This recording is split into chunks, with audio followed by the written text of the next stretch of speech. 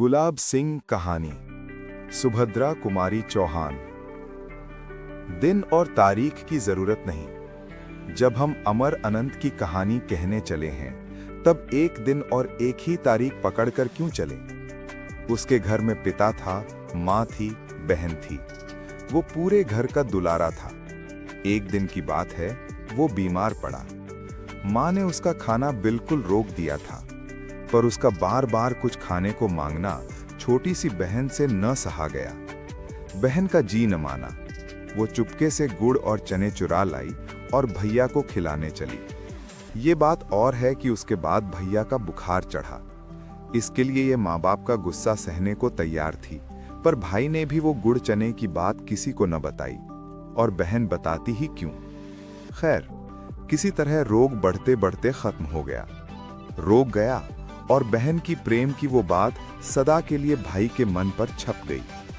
ऐसी एक नहीं अनेक बातें बहन की, माँ की, पिता की उसके मन पर छपी थीं।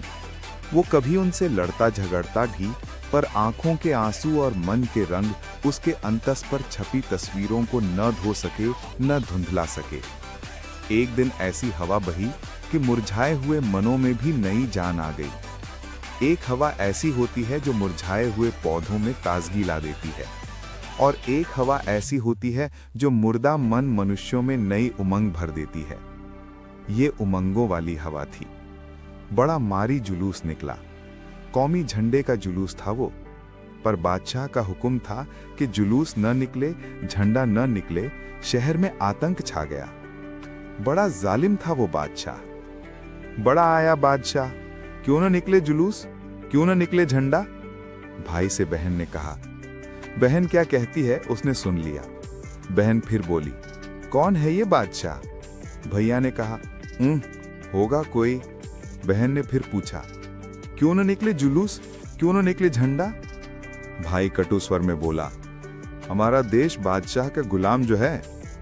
बहन का उत्तर था, तब तो जरूर निकले जुलूस, हम जरूर फहराएंगे अपना झंडा, देखते हैं कौन रोकता है हमें। झंडे की तैयारी होने लगी। बहन ने अपनी पुरानी ओढ़नी फाड़कर झंडा बना लिया। लाल हरा रंग भी चढ़ गया।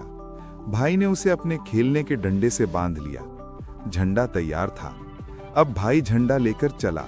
बहन आग्रह से बोली, अरे भाई, जाते कहां हो, हम भी साथ चलेंगे। पर बहन, बड़ी दूर जाना है, तुम थक जाओगी। नहीं भैया। नहीं बहन, जुलूस कौन बनाएगा, तुम झंडा उठाना, हम जुलूस बनाकर पीछे चलेंगे। नहीं रानी, तुम जुलूस नहीं, तुम एक काम करो, हमें रोली का तिलक लगाकर विदा करो, जैसे राजकुमारी अपने भाई राजकुमार को विदा करती है। बहन ने खुशी की किलकारी के साथ ताली बजाई और दौड़कर थोड़ी सी रोली, थोड़े से चावल सजा लाई। थाली में एक दिया भी जल रहा था। भाई की आरती उतारनी थी। मुंह के चारों तरफ घूमती थाली एक आभा मंडल बनाने लगी। उसने देवी देवताओं के चित्रों में भी वैसा ही आभा मंडल देखा था। भाई के चारों तरफ वैसा ही आभा मंडल देखकर वो बहुत खुश हुई। बहन ने भाई के माथे पर तिलक लगाया, चावल बिखराए। तब भाई ने बहन के पैर छुए और विदा ली। बहन ने भाई के सिर पर हाथ फेरा और बलाइयां ली। अब वो झंडा लेकर चला। बहन दरवाजे पर खड़ी देखती रह गई। कहानियों की राजकुमारियां इसी तरह विदा करती थीं और देखती खड़ी रह जाती थीं। दूर तक भाई के लहराते हुए झंडे को जाते हुए देखती रही वो। बहुत दूर जाने पर बादशाह के सिपाहियों ने झंडे वाले को रोका। वो न रुका, नहीं रुका, और बादशाह के सिपाहियों ने गोली चला दी। वो गिरा। झंडा उसके हाथ में था। गोलियां चल जाने पर किसकी हिम्मत की सड़क पर जाता और घायल को संभालता, पर बहन ने उसको गिरते देख लिया था। न जाने क्यों उसका दिल पहले से ही कुछ धक धक कर रहा था। वो दौड़ पड़ी, अकेली दौड़ती जा पहुंची। भाई खून से लथपथ पड़ा था। पुकारा, भैया। भाई के प्राण मानो ये अमृतवाणी सुनकर लौट पड़े। बोला, तू आई, ये झंडा ले। बहन ने झंडा ले लिया, पर भाई चला गया। बहन रोई, पर झंडा हाथ में लिए रही। बादशाह के सिपाही मानो गढ़ जीत कर चले गए थे। अब बहुत से लोग आए। अर्थी उठी।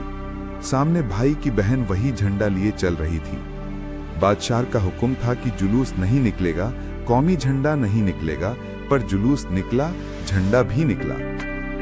यह कहानी कहाँ की है, किसकी है, हम क्या बताएं?